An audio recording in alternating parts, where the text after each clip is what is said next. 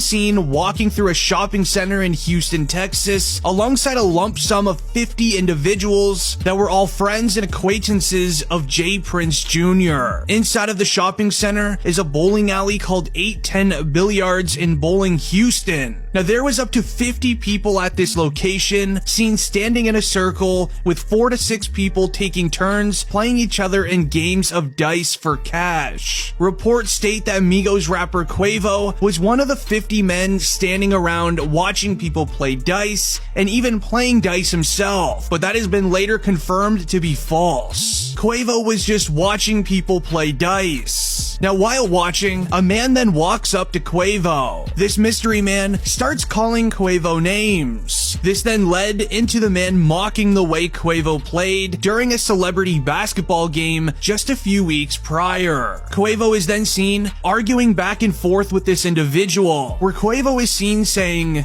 "Man, I don't care about no basketball game." Now, while Quavo and this other man are arguing back and forth, another individual then comes up to them and stands beside Takeoff. This man is seen wearing a yellow sweater, and he's just standing there right beside Quavo and Takeoff. This man was watching them argue with his hands inside of his yellow sweater pocket. As the new camera footage then reveals that when Quavo started walking away from the man he was arguing with, the man then starts swinging at Quavo. This caused Takeoff to step towards Quavo for backup. Then the man in the yellow sweater is seen pulling a firearm from out of his hoodie, and then all you hear in the video is a firearm being used. Now, I also want to mention quickly, earlier on in that night, at the after party, Quavo was seen giving this individual with the yellow sweater a very ugly look. Now, that is something to remember. So the man recording started sprinting away. With the sounds of firearms being used, the 50 lump sum of people then started sprinting away, ducking for cover, hopping over benches and chairs, sprinting out of the mall as fast as everyone could. Meanwhile, sadly, Takeoff is then seen laying on the floor of the mall with Quavo standing right by his side. At this time, Quavo is trying anything possible to get him help,